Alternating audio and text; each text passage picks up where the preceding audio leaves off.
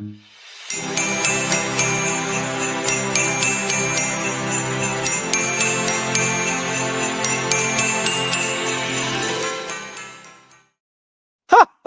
What's up, you beauties? Welcome to HW Hockey's YouTube channel, episode, I think fittingly, 24 of Season 8. I'm your host, Jim Icavone. Yes, Jim Icavone, not Santa Claus, joined, as always, by the number one elf, Jack Smith. If you're catching us live on YouTube, make sure to subscribe, smash the subscribe button, and hit the like button. The like goal for the episode, if you want to do us a Christmas present, a Christmas solid, our like goal for the episode is 100. And for all the podcast listeners out there, don't forget to subscribe, Apple Podcast or Spotify, so you're first in line when newest episodes drop. A lot to get to, Jack. Obviously, it's Christmas Eve. We're doing sort of an impromptu show during the day here. So if you're hanging out with us, if you're tuning in on Christmas Eve, thanks for hanging out. Make sure you say hello. Merry Christmas to you all in the comments. All right, we have that out of the way, Jack. A lot to get to. A lot's happened. Flyers have 1-2 straight. If we did this show on Monday, we might be a little bit more out of the Christmas spirit. But things have gone well last night, and the victory on Monday against Vancouver. Denver Barkey's been called up. We got a lot to talk about. Where do you want to start? Oh, that's tough, man. I almost want to get like the bad stuff out of the way, but I'm too cheerful. Denver Barkey is a good place to start. I mean, my God, did he hit the ground running, huh? Yeah. So I got to say, somewhat unexpectedly for me, and there's two sides with Barkey. Like, before I get like too analytical, what do you want to talk about first with Barkey? Oh, honestly, I mean, he's played 3 games now. I mean, his first game, he was above a point per game player, which was shocking. And he's just like, the engine just never stops. Like, he just keeps going. It's like, it's just such a shot in the arm for this team. And Tocchet's trust in him. He has him out there on the power play in overtime. Like I understand. I think everybody was kind of surprised he even got called up. Like, I was like, oh, Barkey, really? Yeah, we're all for this. Didn't see that coming. If anything, maybe bump.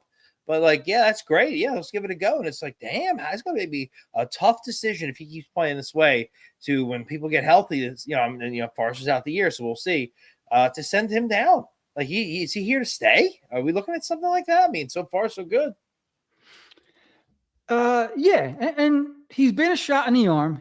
You're right. The thing that stands out when you watch him is the motor.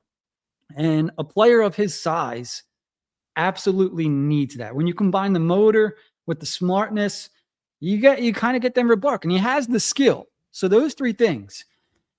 What hurts him, and is what we saw last night. And yeah, it was a cheap hit, right? Because you see a guy go down.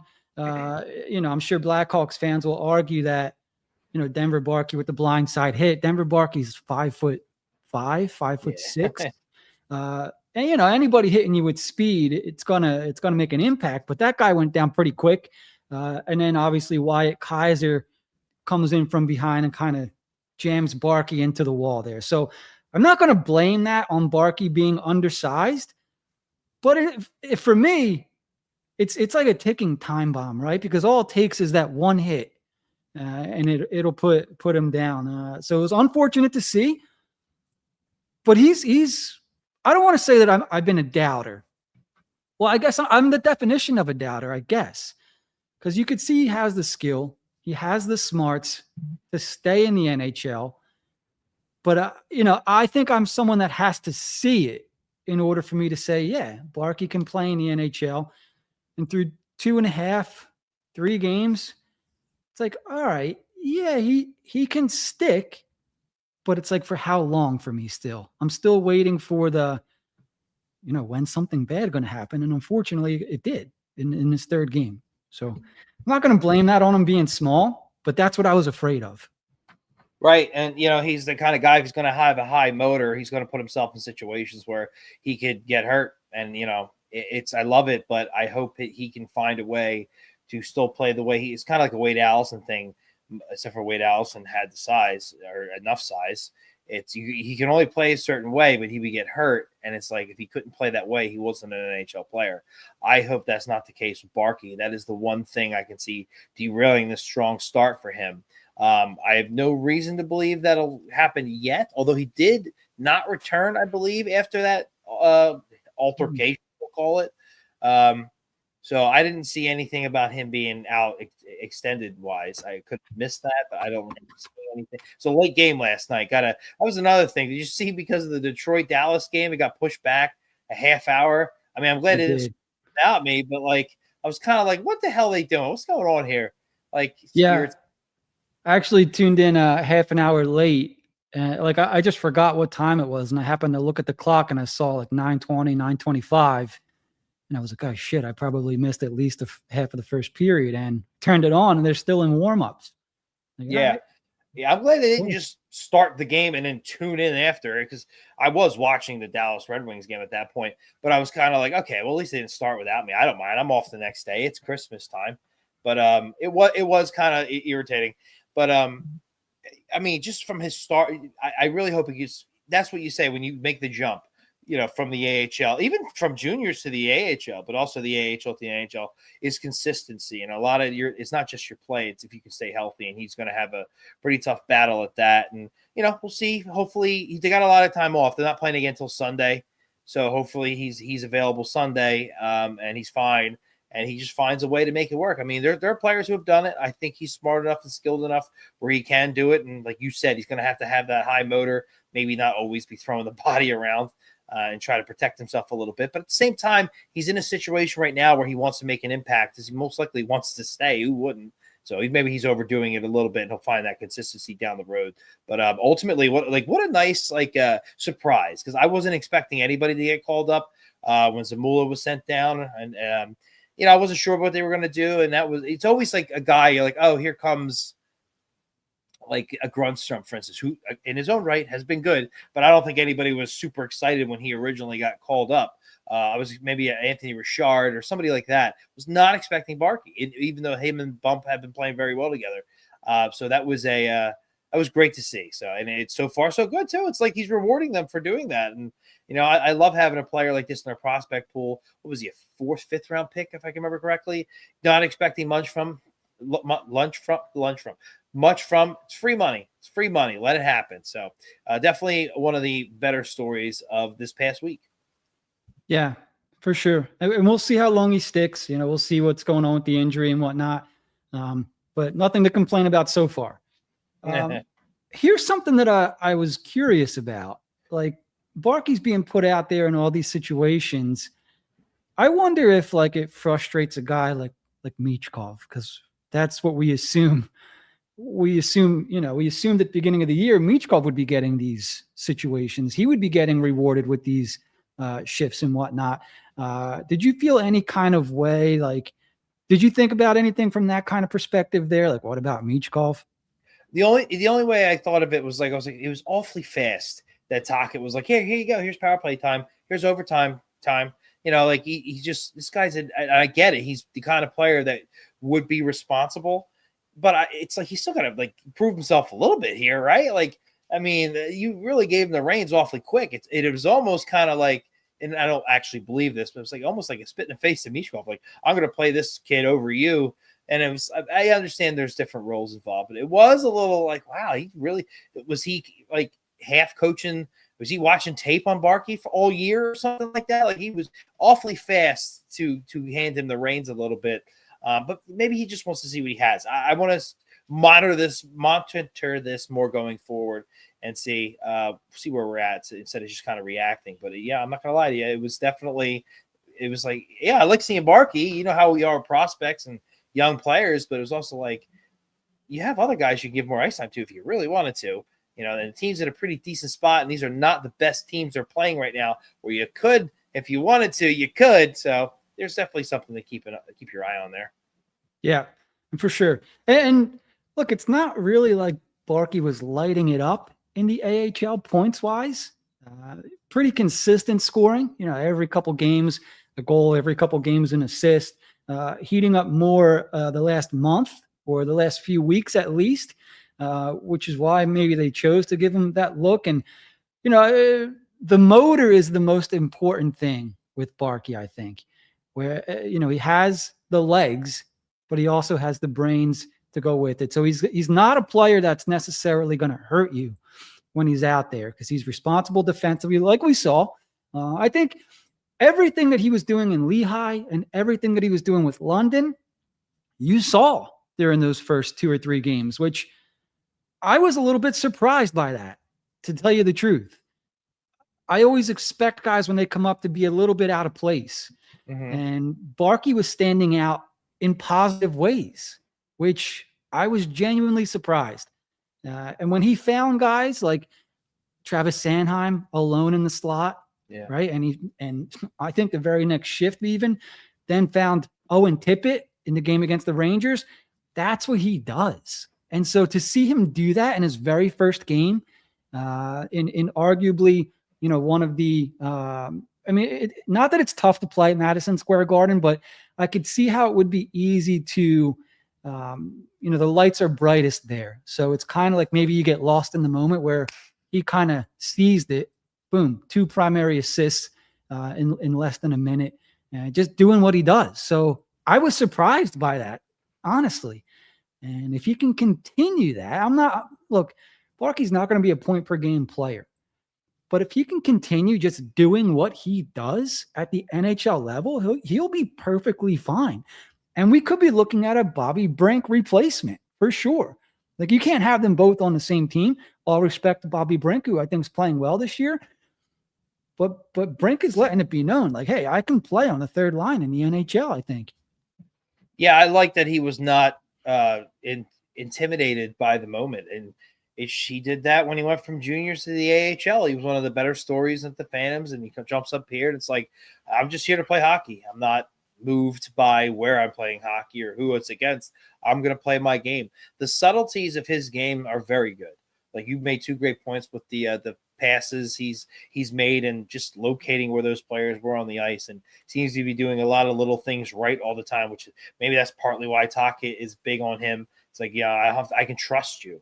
Like, I just the way you play the game, I can trust you to be out there with the big boys. And yeah, you can't question it. I mean, it's been 3 games. I don't think he had a bad one. He definitely had. He's got 2 points already. It's maybe you give him a hard time about taking a penalty or something like that. But really, are we being that nitpicky over this guy? So it's definitely fun to watch, and it makes you excited. Like, you don't know what kind of player he's going to be. You have an idea, but it's like, just keep excelling, because everybody's expectations of you are constantly changing every time he steps up a level and plays. So yeah, I got to give him credit. I think maybe we're having a different conversation. He's somebody else's replacement in a year or something like that. I know I'm getting ahead of myself, but it makes you excited. No, I mean, that was one of the first things I thought about was Bobby Brink and Denver Barkey cannot coexist on this team. One of them has to go. They're both right winger, both small. You could argue that Barkey is we've only seen the NHL for 3 games. You could argue, though, has the higher ceiling. And Brink's generating some trade interest, which we'll see if we get to that in this episode or not. Vegas has a couple points here. Still better than Farabee. Yeah, we'll see. And the point total is lower than Bump's. I think Bump has like 27 points, where Barkey has like 16. I could check that real quick. But I think Bump has 20 points. Barkey's got 16. So they're close. But they need the one needs the other, though. And it's I guess we'll see, right? Yeah, that's one of the reasons why I wanted to keep them together. And I don't think Barkey will be up here very long, because they still need him down there. And the Phantoms they've hit a kind of a rough patch where they started out really well, winning like 2 out of 3 games, 3 out of 4 games, every week, every other week, whatever it is. But that hasn't been the case the last few weeks. And I have to wonder if, that was kind of Briere being like, all right, well, I'm not taking him away from anything down there. I'll bring him up during a couple games before the winter break, and then we'll send him back down when things kind of get smoothed over up here. So, I mean, how long can they keep, not that Hathaway was doing anything offensively, but how long can they keep a guy like that scratched before it starts to affect the room kind of thing, you know? Yeah, it's tough because is he signed for next year too? Because that can really complicate things. Yeah, Um, I think he is. Yeah. yeah, I mean, yeah, that's tough. At the end of the day, though, and the way that Tocchet's been coaching this team is it's to win games. And going into it a little bit more, the fourth line now is actually producing and doing something. And Obels is a part of that. He's another guy. I believe he had 2 assists over the last 3 games. And obviously Grubenkin and Grunstrom have been playing well. And it's like you need your fourth line to produce. You're trying to win now. Are you really gonna? They'll spell some guys. They'll get into some games, but I don't know how much I see him playing long term now unless he really turns things around. You're gonna have to give them some runway. Like these players are playing good. They're playing, and I understand they play the best teams, but you were getting no production from your fourth line. So to start getting production, as a player, you want to win, right? So you can't be too upset about where he's at. And how old is he now anyway? You're halfway. Is he like 34 or something? Hang on. Yeah, he's 34 years old. Yeah. So I mean, like it's not like he's a kid. Like, are you really worried about that? Maybe this is the part of his where he's at in his career. You know, he knows he's not producing. I'm sure he wants to get back out there and change things. But they gave him a good run. It's it's almost 2026 at this rate. So I'm not too worried about it. I don't think if he got benched the rest of the season, that could be a problem. But I think he's definitely, at least for this season, at least right now, he's starting to fall back into a press box guy in case of need.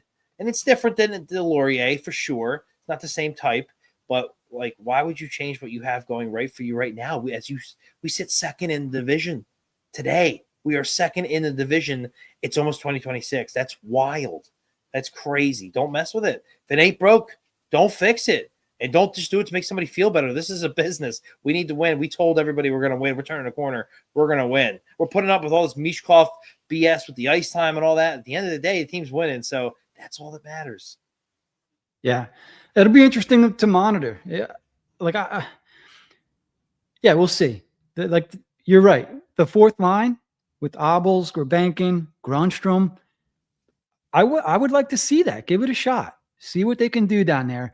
I think we were worried about the amount of goals they were scoring, and they're still pretty low. But when you're getting 0 from your fourth line, and it's not to blame the fourth line for the lack of offense, but I mean, I think they had 0 for a good portion of the first quarter of the season. And, if they could even chip in with 3, 4, 5 along the way, it makes a massive difference. When your fourth line gets a goal, it's like a jolt to the system. It's like, all right, boys, like they're doing it. Like, let's go get one. No, I totally agree with that. Jim, you're getting called out here. Who said, Mr. Twitzer? What's your address? I'll come Prove visit. Prove it. I'll stop by. Yeah. You didn't know Santa was a Flyers fan. Wow. All right. Let's move on here. Denver Barkey, we talked about. Garnet Hathaway, we talked about. We touched on Michkov for a second.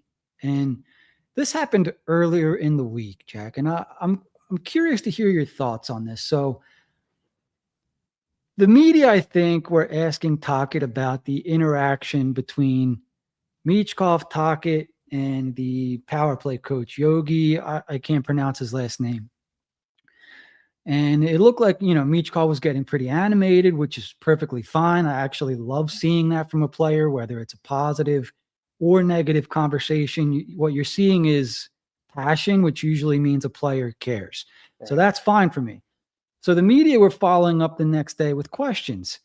And I guess there were 3, 4 questions in a row about Michkov, which, media, when they ask these questions, they're writing a story about what happened, and then the explanation from the coach about what happened. So I can't be mad at the media for asking, but I guess Tocchet got to a point where he's like, enough questions about Michkov, all right?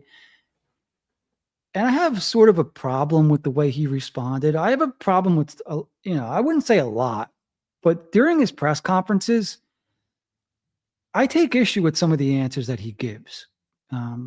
They rub me the wrong way. And I want to know what your thoughts were between, this interaction between Tocchet and the media, Jack. Yeah, it's one of those things where it's kind of like, I get it, but come on. Like you know you're going to get asked these questions when you're not. It's like part of me is like, are you really that out of tune with what is being discussed on social media, with how big social media is now, especially the Flyers contingent part of it? Like there's a big part of Twitter that's just talking Flyers. And the number one issue, for obvious reasons going back to last year and even the year before, is anything and all things to do with Michkov. Whether you think it's ridiculous or not, it's going to be the discussion point. And the beat writers, who's reading their stuff? It's the fans. And if the number one thing they want to know about is Michkov's ice time and things of that nature, of course you're going to be asked these questions. So it's kind of like, I kind of just roll my eyes at it. It's like, it's like, okay, he had his, okay, guys, enough. I can't, there's other players on the team. Yeah. Nobody cares. Like there's things we want to know. Obviously, there Barkey got questions, but like we want to know what's going on with Michkov, because as we all sit here, we all realize him becoming a superstar is vital to this team doing anything when it matters. Could you imagine if he was playing the way he was last year now with how the rest of this team is playing right now? Like that's a big what if, and that's what we hope our future is. So obviously you're going to get asked questions about this until he goes back to what he was last year, or at least gets the playing time.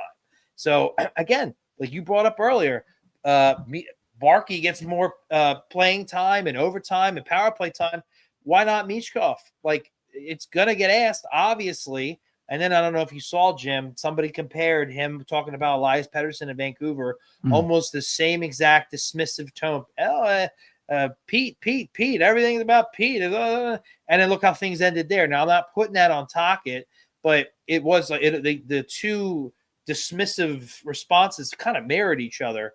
I do think those situations are very different, though. I'm not like terrified or anything, but it's just one of those things. Sometimes coaches do stuff where they get in some cases they get snippy with the media, and I'm just like, just answer the question.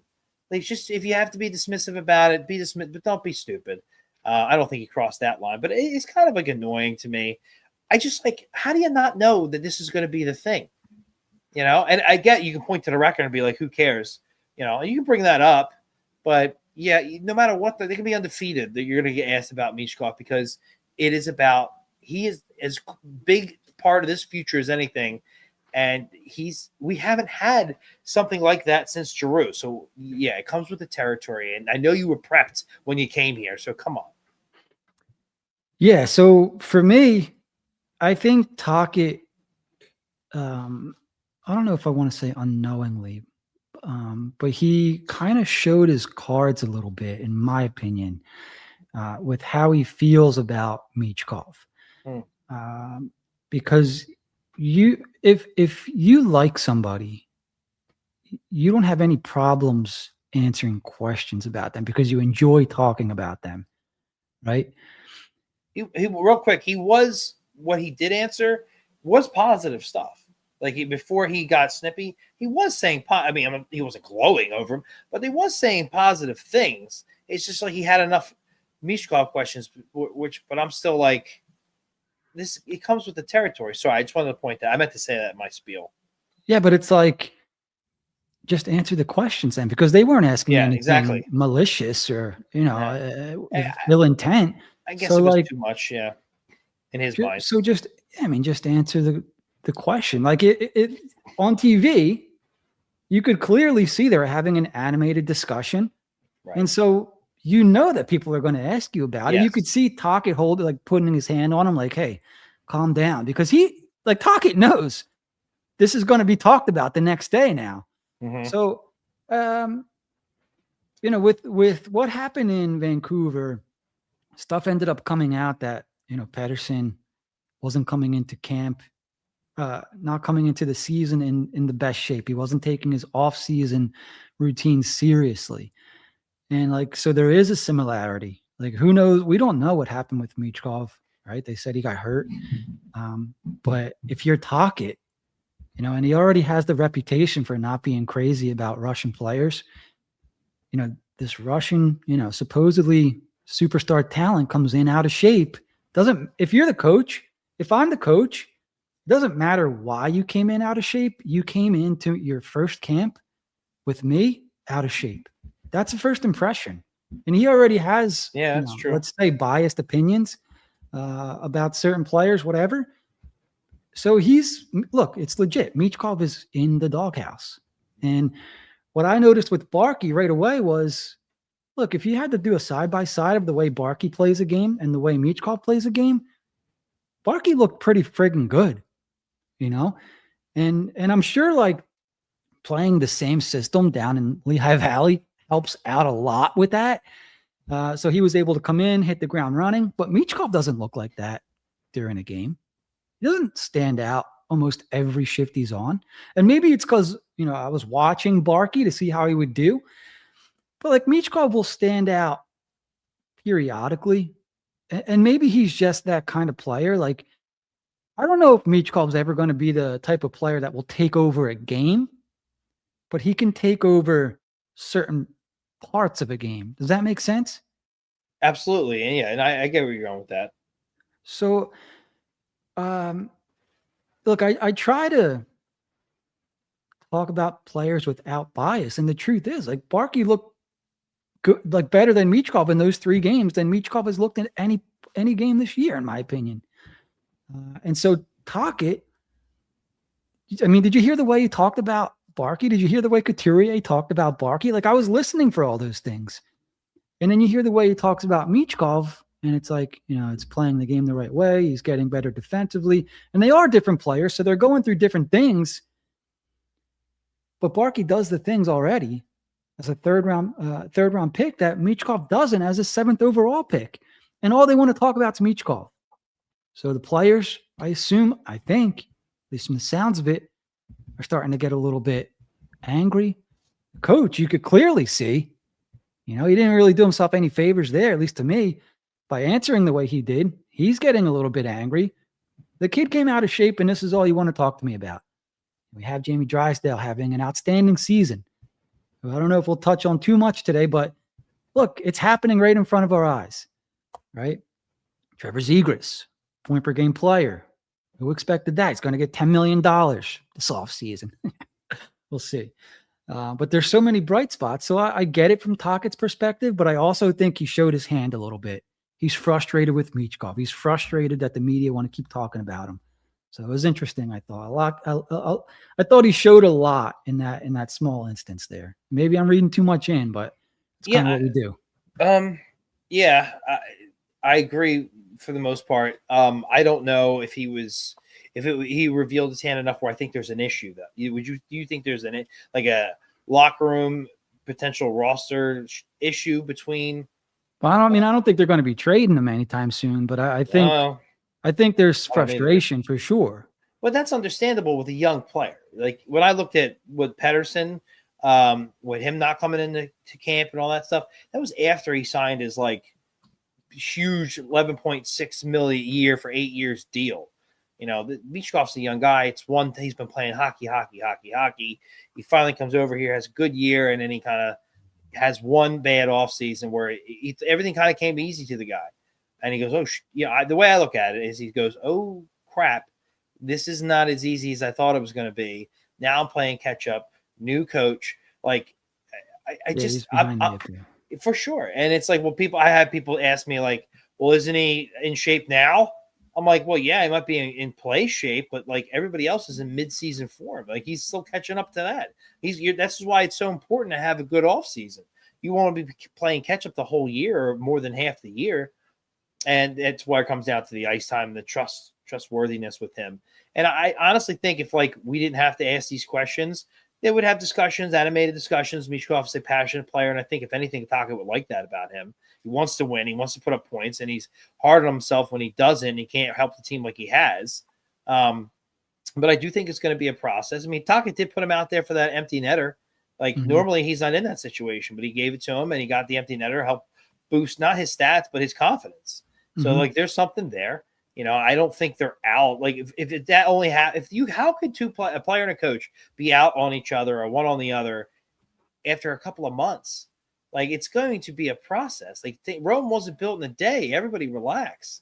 So I understand Tocchet's frustration. I don't really care, but I would have thought he would have handled it a little bit better.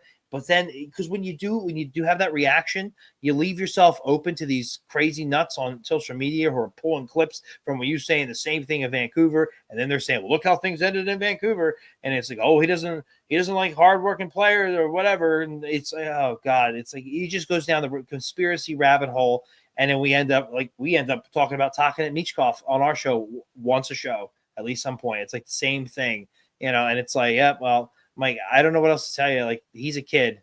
He just turned 21 years old. And Tocchet's been around forever. He's in his 60s. He's well respected. He just saw things collapse in Vancouver, and now he's here instituting his system. And I get it. I get it from all angles. And frustration boils over sometimes, and it doesn't do anything for me. I kind of roll my eyes at the whole situation. At the end of the day, I think they're working through it. I have no reason to believe that somebody's got to go or anything crazy like that. Yeah, no, I don't think anyone's going anywhere, but an antenna did go up. Like, oh, interesting. Right. Okay. Jack, did you just drop something over there? Yeah, I'm just on the ground. Just fall off your desk over there? No, actually, that came from like 2 rooms. Something over. fell like right behind you. I think. Do you see that? Hang on, let me move it. Yeah, it's right down there. You see where your name thing is? Right behind you.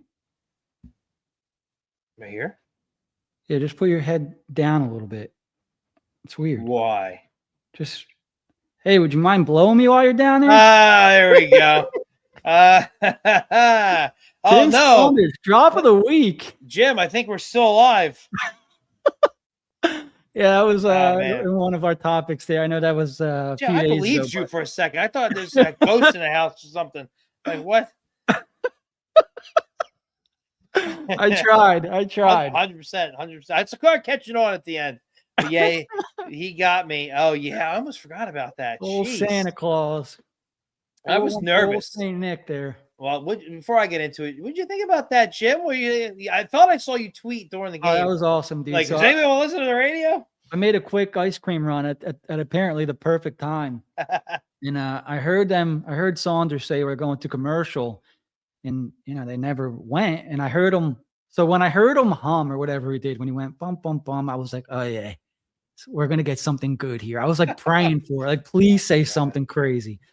And I don't want anyone to get in trouble, so don't think it was because of that. But when I heard him say it, I was like, oh, that's amazing. That's so good. Oh my god. And then got your wish. I was hoping that somebody was going to tell him after that, because I didn't want him to keep going.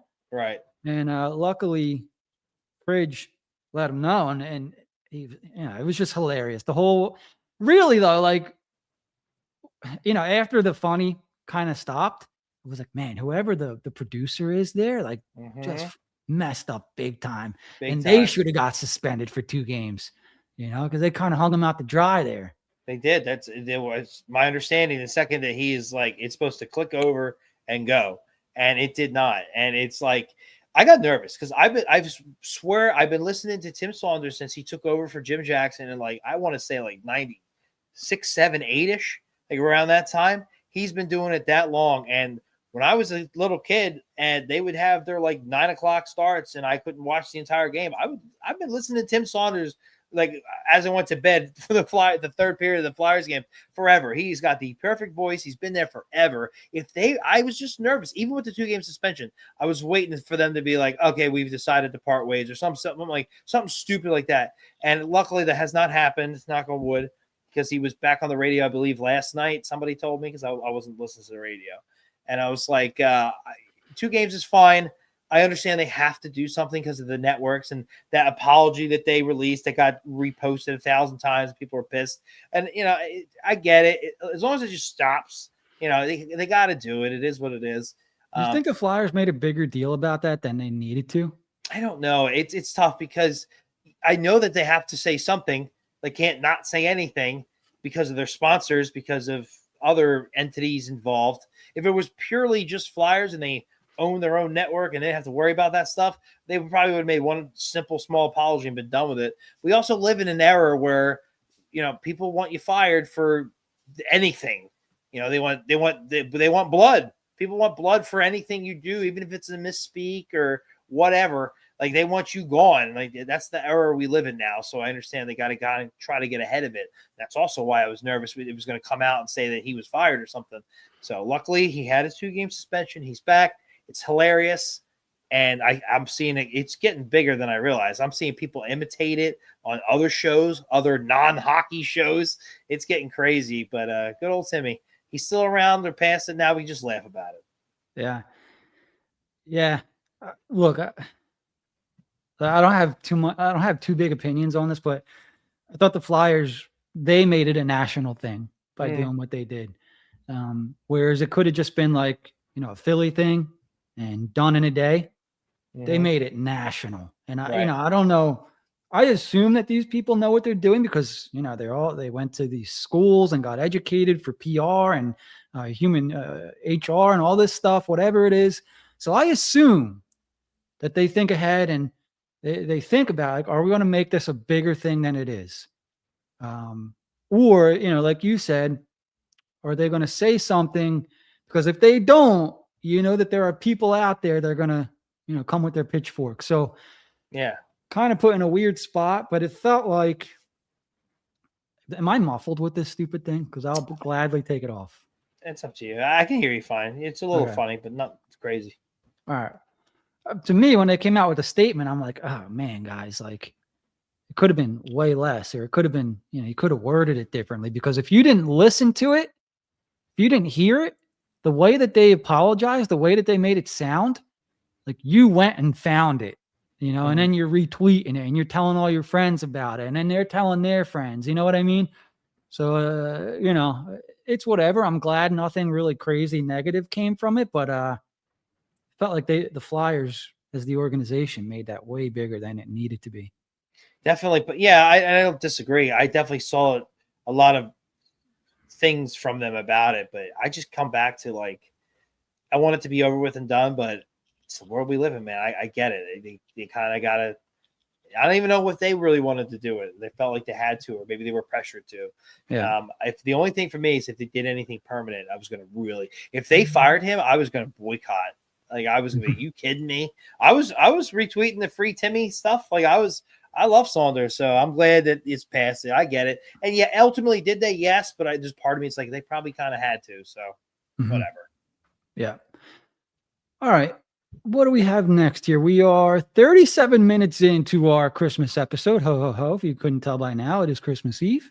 And all right. So we have our Flyers Christmas wish list that we're going to get to in just a little bit. But I got a question for you, Jack. The Flyers are currently 19, 10, and 7 with 45. Is it 45? Let me get this on the screen here. 45 points. Second in the Metro. Points percentage-wise, they're second in the Eastern Conference, Jack. My question to you is, do they need a 1D? Or can they do this with the committee? So it's an interesting question. Do they need a 1D? I believe they do. I believe they don't have one. They're doing it by committee. If they were to only be able to add elsewhere, like on offense and forwards and whatnot, could they do it? Yeah, Florida proved that, basically. They didn't really have a 1D. You could say Ekblad, but when we think of franchise D, I'm thinking of like Hedmans and guys of that nature and McCars. So is it possible? It's been proven it's possible. I just don't want to go that route. I really think they were to get a true top of the lineup, Darlene-esque type or something close to it. It just would make their defensive pairings, as you knock those players down, they would just be so much better. So much better. I think I really don't know how this team will stand up in a playoff series and just in general against the top tier teams in the league. I want to see more of that. And to be honest, like we talked a lot of good, but that game against Buffalo really pissed me off. That game against the Rangers incredibly pissed me off. It ruined Barkey's debut in a way for me because they don't play a full 60. And I think if your offense doesn't have it going, your defense could, and your goaltending for that matter, but we know the goaltending has been pretty solid this year, obviously. like your defense can really lock things down until your offense gets going. And also when you play like a good half of the game, and when you stop playing, which they definitely did in Buffalo, and they started to with the Rangers, the defense, a really lockdown defense, can kind of still get you the W. When Risto takes that silly 3 minutes left and he puts a puck in the stands for the penalty, that maybe they have a better opportunity at killing that. Or maybe he's not even on the ice and that doesn't happen. So I think there's a level of defense we haven't seen since like Pronger Timonen that we're just not used to. That being said, it is possible to get by. I think we have enough pieces with how well Drysdale's improved this year defensively. He does all the right things at the right time kind of guy. We just doesn't have the offense we thought he would have. Same goes for York. Sanheim has turned his career around. Risto's looking like the guy before he got injured. Andre's a nice piece. I've almost named an entire decor at that point. Sealer's a very usable defenseman. So I don't know if that core is going to get it done for you, but not having a 1D and just having some really good defensive pairings, it is possible, sure. But I would still very much want them to somehow, some way, get a number one defenseman. Would you rather, if you had to choose one or the other, trade for a 1D or a 1C? I mean, obviously, it's a loaded question. I would need to know who that is and how old they are in contract. But just to answer the question for the sake of it, the way this team is playing, I would lean towards a 1C for sure. We just are really slacking at the position. A true 1C would go a long way. Yeah, I think I'm right there with you. And I'm not sure it would cost as much as, you're talking about when you talk Dahlin and these guys. That's superstar, like workhorse, bona fide, top defenseman. Like that's going to cost like an arm and a leg. Number one, because they don't become. Look, when's the last 1D that was traded? Like Quinn Hughes. There you go. Yeah. So like before him, like I can't recall. Like that was so rare. It's tough. Like I just remember what Pronger did when we brought him in. Like they went from they did have a nice run. They went to the Eastern Conference Finals like 2 years before. But before that, they were coming out of the doghouse. And they had Timonen on that team. But like when they got Pronger, they went to Game 6 overtime of the Cup. And then when Pronger got hurt and was out, they went back to either maybe winning a playoff series or one and done. Like it goes, and I see when it like Hedman is done for Tampa and Makar is done for Colorado, and it obviously goes an absolute long way. But it's possible to win without it, especially in today's game. Yeah, so I find myself, asking that question, like, what does this team need more? The 1C or the 1D, if they have to choose one or the other. And the D seems to be rounding into form, especially with Ristolainen back. Like he's, I know they went through a little lull there against the Rangers, which, really pissed me off too, because they were up by 2 goals twice. Yeah. And the Rangers have trouble scoring at home. And then the game against Buffalo, like those games are going to happen. But you want to see them win those games. Buffalo somehow I think a 7-game heater now since they fired their GM. They must have really hated that guy. Yeah, right.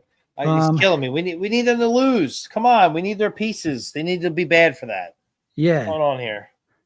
So like, I think Dahlin is from Finland, or I don't want to get this wrong here, so let me double check. If Dahlin is from Finland, then Kekalainen is from Sweden. So Dahlin's from Sweden and Kekalainen is Finnish. Oh. So obviously I know it's not the same country, right? But I think there will be a relationship there. Two Norwegian guys, in the NHL, same team. Maybe there's a bridge, and Dahlin is re-inspired. I don't know if he becomes available. I'm trying to predict the future a little bit. So in my mind, it's still okay. Who's more realistic here? Is it Bowen Byram? Owen Power? Does Kekalainen come in and say this guy is just not cutting it for the amount of money we're paying him in the draft spot that we drafted him at? That maybe there's not enough room for these 3 guys on this roster. And I know Byram's only signed for this year and next. So, it looks like Byram would be the guy that is moved. So, I try to figure out what they're going to do. And, any trade with Buffalo, I've kind of put on hold. Mhm. So then I look to, okay, we're not going to get the guys that I want right now kind of thing. Who do I pivot to? And I've pivoted to the center position, right? And it's like we see top centers become disgruntled and moved far more often than we see top defensemen moved. And they don't go for as much. Yeah, you still got to give up resources. I'm not saying that, but I think these guys are easier to find. And I just wonder, like, could they do that sooner than finding a 1D kind of thing, Yeah, it's tough. It's situational. That's why we got all hyped about Quinn Hughes. It's like, when do these guys become available? But every now and then somebody does. Maybe it's not the perfect one, but I think it's more. I don't, like you said, everything with Buffalo's on hold right now. I don't know if they're going to still make a move involving Power or Byram or something like that. But like, I look at it, I'm trying to look at, like, who's a bad team right now. You had the stand. Are the Blues still at the bottom? Are they? Could we potentially see? What I want them to do is, if they do make a trade, it's got to be somebody who's here for the long haul, or at least as close to it, not just this year. And I center back. I'm like, what center could potentially be available? Would at least technically cross off the list as a number one center? And it's like, I guess Robert Thomas. Like, that's the name I keep an eye on. When I scoreboard watch, I want Buffalo to lose, I want St. Louis to lose, and there's a few other teams I kind of teeter back and forth with, but some of them are coming out of the rebuild, teams like the Sharks and Chicago and whatnot. So it's like, they're not going to trade you a 1C. They're all young guys. And I don't know what the hell's going on with Nashville. We ain't getting Stamkos, that ridiculous rumor. Who would they even trade? Like, we're going to get Ryan O'Reilly? Like, it doesn't make sense. So it's slim pickings right now. And I always go back to the off seasons where it's at, which is why I don't see. I know they're in second in the division, and I feel that puts you in buyer territory, but I don't see them spending significant assets unless it's for a player that'll be here much past this season. And I don't know if that's available right now.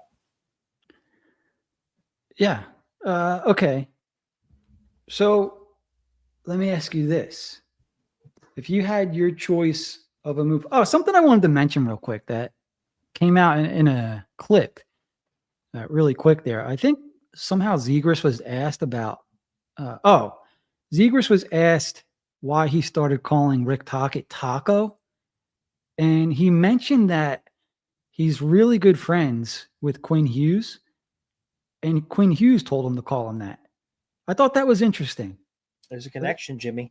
When Hughes was traded to Minnesota, hearing, how they're doing all this stuff for him, yada, yada. They're trying to wow him and trying to get him to stay there kind of thing.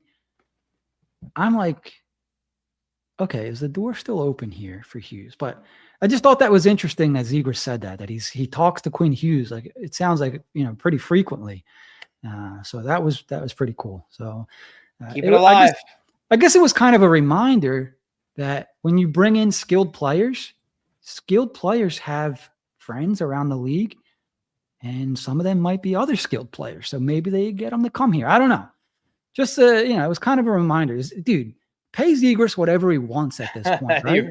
Seriously, yeah. Especially if you can bring over like a guy like Quinn Hughes or something. Pay him whatever. Right. No, hey, whatever it takes. Keep us in the conversation until he officially signs long-term with Jersey. Just keep us alive. Well, you never know. Stranger things have happened. That's a cool comment there from Oakham. Nothing like last-minute shopping for the wife and daughter than stopping for a bite to eat and listening to you two on a podcast. We appreciate you too, Oakham. Thanks for listening. Merry Christmas to you. Very nice. Merry Christmas. Thank you. All right. So potentially last topic here. What would you ask for Santa Briere for Christmas, Jack, for this Flyers team? You can name a couple things, but one player that you want that you think would be perfect for this squad. Oh man, anybody that could potentially be available? Yeah, like realistically, because we all want like Draisaitl, McDavid, McKinnon. Yeah, I mean that's a good one. Well, we talked about Buffalo guys to death, so I'm not going to say my answer would be Darlene, but I'm not going to say Darlene for the sake of this. Tage Thompson's one that comes to mind. I'd say a Tage or some kind of Thompson. How about that? Whether it's a Robert or it's a Tage, Thomas or Thompson. Yeah, some kind of Thomas, something like that. I would love to drop a center right into like a true center with this team and have them change the lineup however they have to make it work. And obviously players be going the other way. And then because it would check several boxes of the long term 1C technically, and then we're looking at the playoffs like, okay, maybe we can, if it stays like this, like I saw today, we would play the Islanders, but they can beat the Islanders in a 7-game series, and they could. Like, come on, we still owe them for a cup of 2020. Like, especially if you add a Robert Thomas, like, come on. We got the Vladar playing out of his mind, some really nice defensemen. It's a shame not having Forrester, but you make it work. Barkey coming up, if he can keep that going, whoever Bump may come up at some point and make some noise. I just like it. I like it. The only thing is the whole Michkov thing. So if you asked for a player, if I wasn't allowed to say a player, just something I wanted, I would have said for Michkov to come out of this lull and just hit the ground running in 2026, or maybe after the Olympic break, whatever makes the most sense, and just play like he did last year, because that was just up this team's overall play tremendously. Yeah. What are your thoughts on hearing him taking himself off the ice after 20 seconds? Michkov did that? Yeah, he's going after 20-second shifts. And he's taking himself off? Yeah, because he's tired.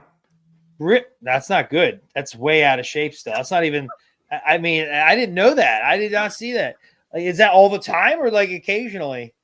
I'm assuming it's a more recent thing, but once that was said, I've kind of been looking for it, and it's interesting. I wonder, like, if you're a teammate, if you're the guy that is only getting 20-second breaks, kind of thing. That's crazy.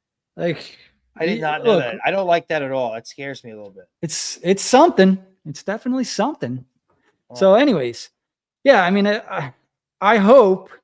Look, spend the day with your family, whatever. Yeah. But don't eat too many cookies or whatever you're doing out there. Jesus Christ. Yeah, I don't know. Whatever. I'm not going to spend too much time on Michkov because it's Christmas Eve. Keep it positive. That's a good. Enough's enough, Jim. Enough Michkov. There's other players on the team. Yeah, seriously. Okay. What would I ask for? Obviously, Tage Thompson, Robert Thomas would be great. And those would be obviously near the top of my list as well. Like, if we're talking about playoffs. Those guys, like the Flyers, I think can get in as is. But I don't want them to just get in. I want them to go in thinking we should win this matchup. We should win this round. And then the second round, whoever you get matched up with, it's probably going to be like Carolina, Washington, Tampa Bay, whoever. That's the round I want them to be like, let's really see how far we can go here, because they're not going to be picked to win. But like, go into it thinking that you have a shot. I don't want them going into the playoffs thinking, I'm just happy to be here. I don't want them to just experience the Philly crowd. We want them to experience what it feels like winning in the playoffs, because that's what you become addicted to. You know what I mean? So why I'm so much on the like, dude, figure something out. Like, stick to the plan, but like change course just a little bit. Like, speed things up just a tad here without, fully changing the plan. Like, there are ways to do that. And one of the knocks on Hextall back in the day was that he wouldn't change his plan no matter what. I think a good GM realizes, all right, things are maybe a little bit more ahead of schedule here. Because like Briere in the beginning of the season said playoffs weren't a goal. And whether he meant that or whether he was just saying that to take the pressure off the guys, that's up for debate. The reality is, though, through 36 games, whatever it is, they're number 2 in the Metro. I think they're 4 points out of first. Points percentage wise, they're second in the East. You could say whatever you want about the Eastern Conference. Flyers are in second. And so that's the reality now. The plan should shift a little bit. It shouldn't be, let's kind of see what these guys do. And if we get in, we'll see what happens. All right. It should be, all right, these guys are playing well enough. They're ahead of schedule. We don't have to mortgage the future, but we should try to speed it up a little bit. We don't want this season to go to waste because maybe there's somewhat of a perfect storm happening, Not that the Flyers are going to win the cup, but this, in my opinion, this year is turning into somewhat like of an anomaly season. Make the most of it. And how can we do that? Let's see if we can get one of these good young centers from one of these underachieving teams. You named Tage Thompson. Obviously, he would be the goal, right? A 40-goal center, can dish the puck. He's smart with the puck. He's flashy. Be a fun player to watch. Robert Thomas be perfect in an offense like this. A guy that likes to dish the puck. He could have 60+ assists in this lineup.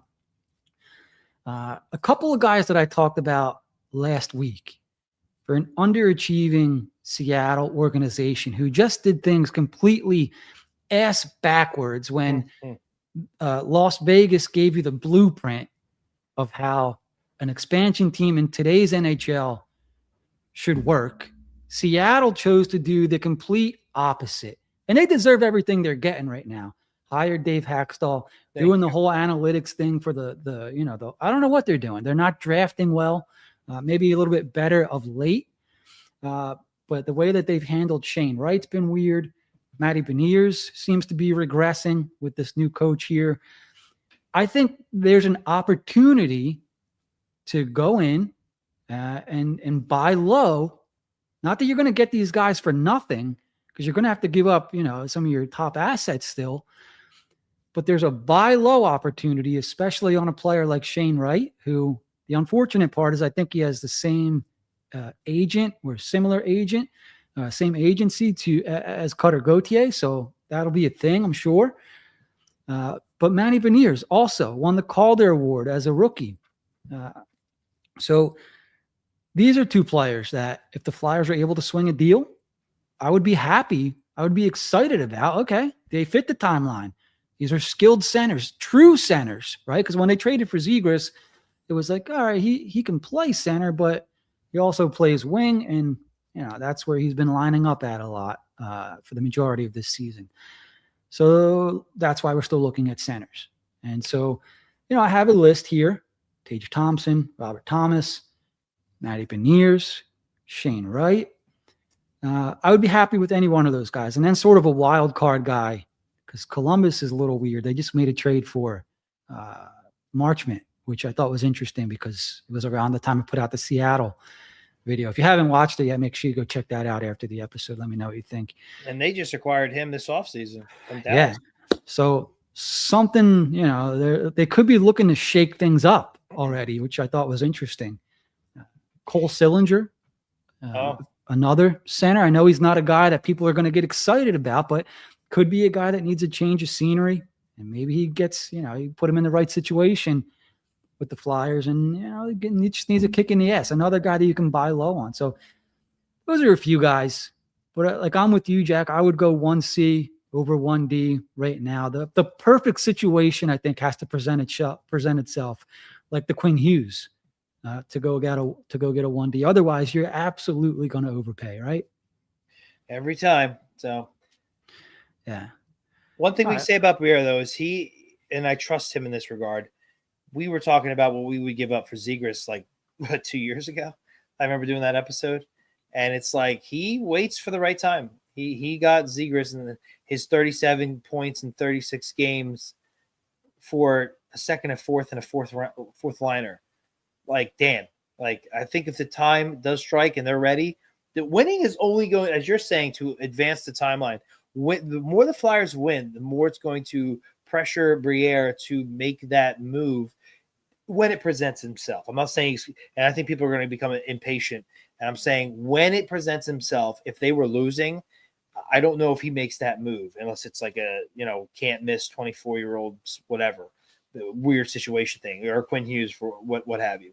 But I think now with them winning, and it could also help you in the future, if a guy like all the players you just named, if one of those guys does become available now, I think it's more likely he pulls the trigger or gets something done because they're proving they can already win. That's still a position of need.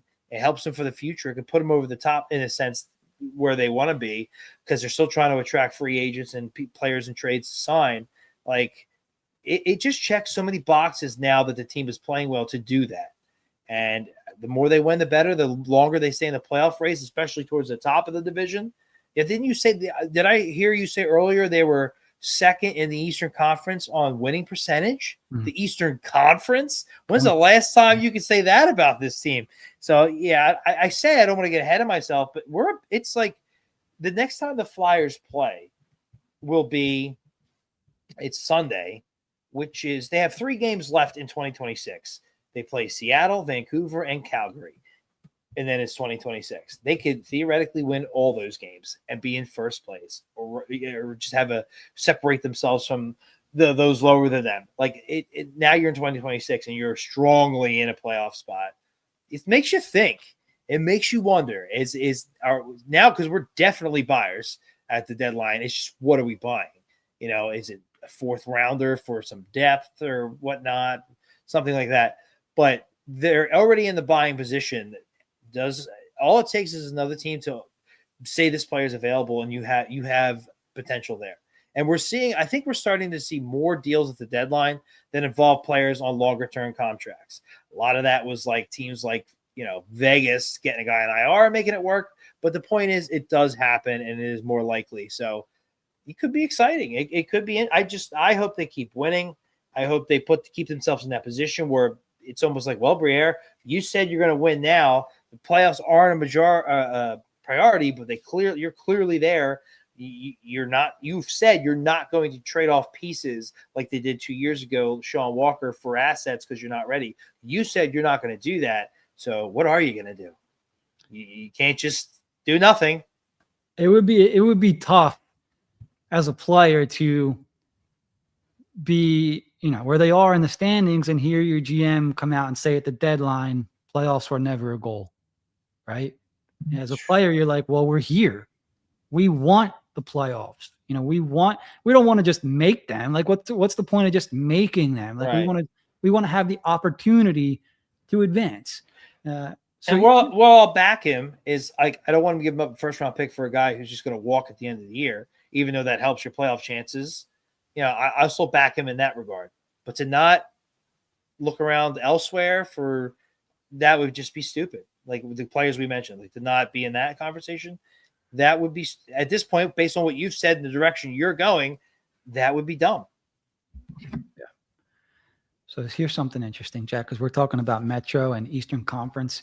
This is the standings currently, the points in the National Hockey League, where the Flyers sit 6th in the entire league in points. Now, obviously, a lot of things can change, but just watching the way they play, I think aside from Dallas and Colorado, Jack, and there's Vegas too, only 3 teams in the entire league have have less regulation losses than the Flyers. The Flyers are a tough team to beat in the 60 minutes of regulation, which you might say, so what? They have 7 overtime losses. But teams aren't taking 2 points from them. In 36 games, they've only given up 2 points a game 10 times. All right? So I'm choosing to look at some of the positive there, even though, like, I think they lost 3 or 4 in a row in the overtime or shootout, and that starts to get old when they start to happen in succession like that. But there's some positive stuff here, man. Points percentage, they're 6th as well. You could see Vegas kind of jumps in there, but look, this doesn't happen by accident. And so, we'll save some of this for the next show because I know it's Christmas Eve and we're a little bit over an hour here. I start to look at the parity in the league or the mediocrity, whatever you want to call it, and I look at which teams were supposed to be good that are severely underachieving, right? And maybe next episode we can list the teams. Next week we'll look at some of those teams and see, okay, if the Flyers are going to be buyers, whose door can they knock on? Mm-hmm. So, all right, but we're a little bit over here. We don't want to hold you guys. We know you got to get to your families, get your shopping done, like Oakham out there, wait to the last minute. Mm-hmm. So, yeah, Jack, anything else you wanted to pop in before we wrap up? Jim, I have two things. One of them is the read. Let me knock that out real quick. Sure. All right, guys, quick timeout because if you're a diehard Philly fan, you need to hear about this. Fans of Philly is the ultimate way to hit the road with the Birds, the Flyers, the Phillies, or even the Sixers. We're talking full travel packages, your hotel, your transportation, and yes, the tailgates that are basically legendary at this point, all taken care of for you. No stress, no scrambling for tickets, no worrying about where you're staying. You just show up, throw on your jersey, and enjoy the ride with fellow diehard Philly fans. So whether it's flying out to see the Eagles take over an opponent's arena, cheering on the Flyers in enemy territory, or making it a full weekend getaway for your Phillies and Sixers games, Fans of Philly has you covered. Trust me, this is the closest you'll get to feeling like one of the players themselves as they roll into town, because the takeover is real. So check them out Monday through Friday, 9 to 5, and start planning your next Philly sports road trip today. That's Fans of Philly, fansofphilly.com, where every away game feels like a home game. Thank you very much, Jack. All right, boys and girls, we're going to wrap up our Christmas Eve episode. The Flyers are in second place. They continue their schedule. I think it's Saturday or Sunday. I should have the schedule up here. Sunday, Seattle, 8 o'clock, and then they play on New Year's Eve and New Year's Eve. So that's right. They start that little Western road trip out there. They won't be back home for a couple of weeks. That's right. And before you log off, Jim, just want to tell you, we did it. We hit 2K. We hit 2K, Jim. I didn't think that we were going to do that. So I want to thank everybody for, watching. If you subscribe, thank you very much. If you haven't yet, make sure you do that. We, over 200 new subscribers in the month of December. Thank you guys. Thank you all for that. It's a really cool Christmas present to wake up to today. I think we're at 2012. So we smashed the record. So really, really thank you guys. And while you're at it, give the episode a like. Let's hit 100. And let's break 2 records today. So thank you everyone for tuning in. If you enjoyed the episode, once again, make sure to subscribe. Help us continue our quest for 2,500 YouTube subscribers now. Let's go, baby. Like and leave a comment for us on YouTube, Apple Podcasts, Spotify, and set alerts so you're the first to know when we drop a new show. For all of our latest episodes, articles, and updates, you can find us on YouTube. For Jack, I'm Jim. Merry Christmas, everyone. We'll see you next time. Merry HW Christmas. Hockey. Bye-bye. Thanks for watching HW Hockey. Remember to like, comment, and subscribe. We'll see you next time.